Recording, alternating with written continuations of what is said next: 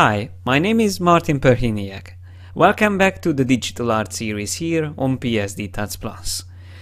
Today I'm going to show you again a whole painting process from start to finish, and this time I'm going to draw or paint a battle axe. So we are going to sketch this weapon using the pen tool, so creating vector shapes at this time.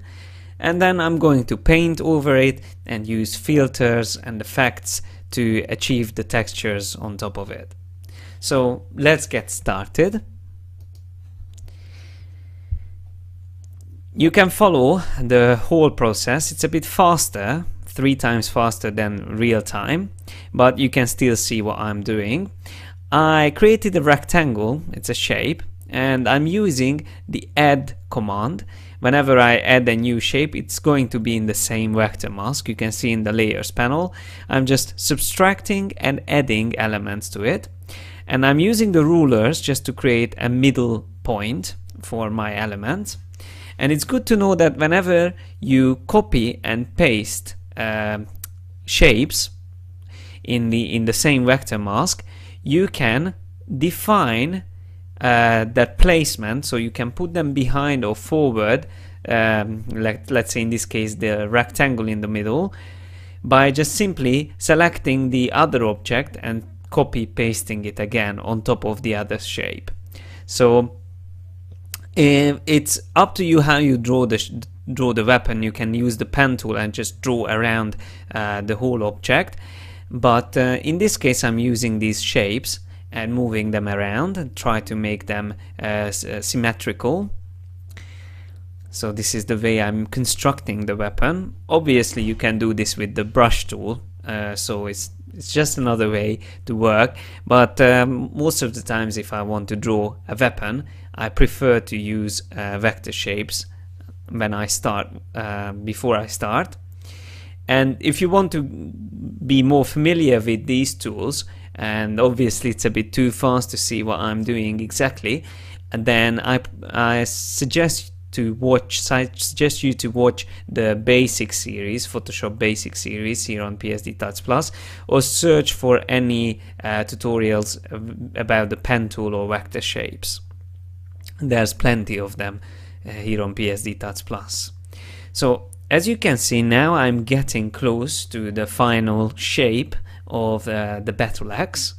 So I have all the elements in place, and I'm experimenting with a subtraction from the main blade of the axe, but then I just changed my mind, and I'm going to draw some motifs on top of the axe instead of using these empty parts on it. So I just delete them and I keep them like this. So now I created a new layer and I merged together everything into a raster layer. So I still keep the vector images, but I prefer to work on a raster layer. And now I'm using simply just selections. So I'm using the pen tool and I'm creating a line, and I'm drawing around a selection to define the shape of the blade, so these sharp parts of the blade. I still need the symmetry to be able to work properly, so I just define one side of the axe, and then I'm going to duplicate it and use it on the other side to keep it symmetrical. So as you can see, I'm only working on the left side at the moment. And I'm just using the brush tool and defining the shape of the axe or the parts of the axe. Now I'm using the burn tool to create the darker parts on the blade, so the shadows. This will define the depth and the 3-dimensional quality. Now I created the duplicate and I moved it on the other side, and then I'm going to delete the original part. So now I have the basic shape and I merged it together, so it's nice and symmetrical. and we already have some of the highlights and shadows on the blades. Now I'm going to work on left and right side as well simultaneously. So you see I'm using the mixer brush to create those little imperfections on the blade, and I'm using the eraser tool now to also do the same thing on the edge, just to make it a bit more realistic. I'm using now the dodge tool to create some highlights. I'm defining these areas a bit more.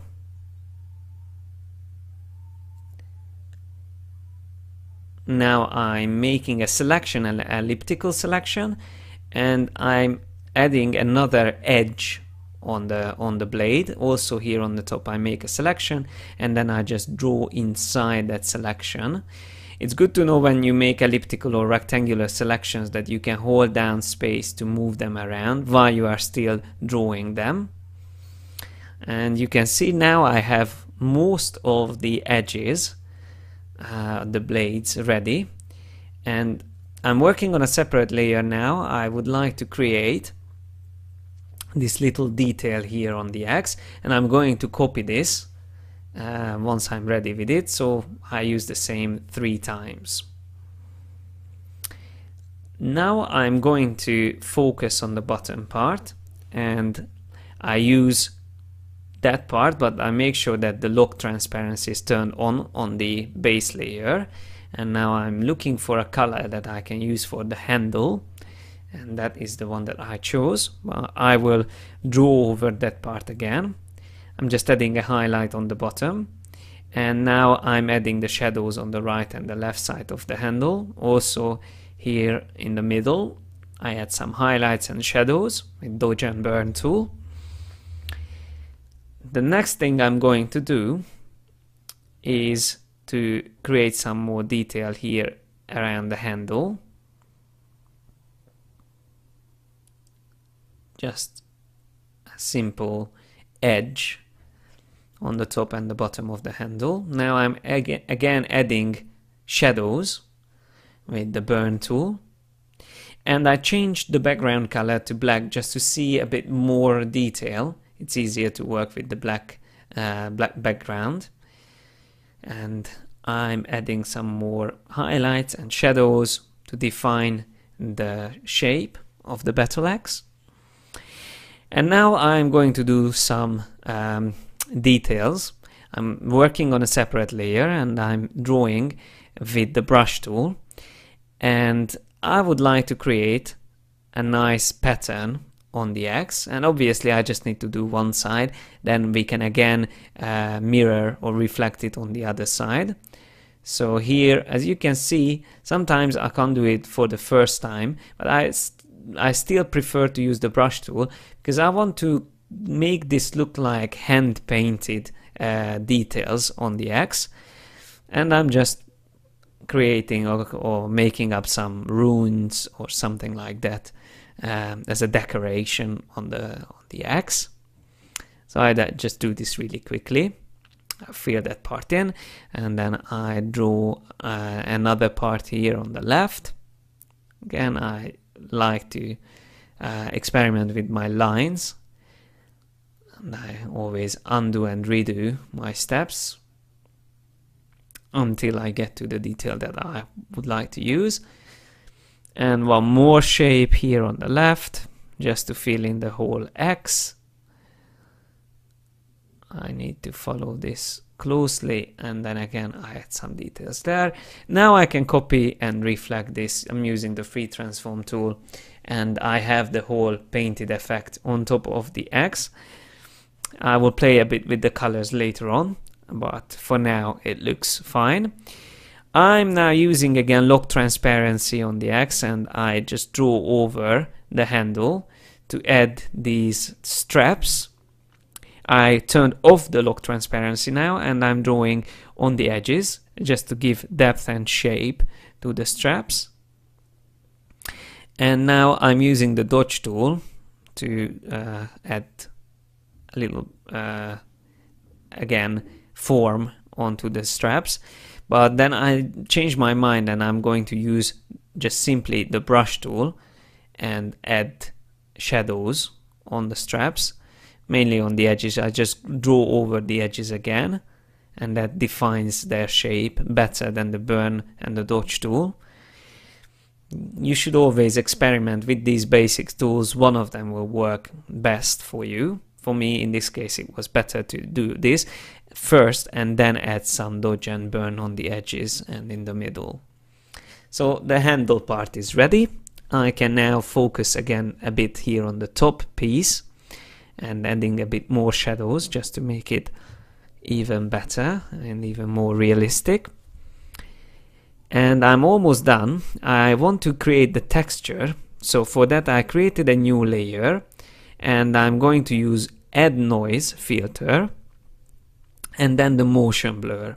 So that will create this steel texture for me, which I apply or use it as a clipping mask on top of the Battle Axe, and that means it will only show up on the steel parts. So this is how it looks now. It's even more realistic now that we have this texture on it. Now I'm going to select a part of the blade, and I'm going to add a bit more shadow on it. Yeah, here I'm adding a gradient overlay on the axe just to make the bottom part a bit darker than the top part, and I'm adding some highlights as well on the blades.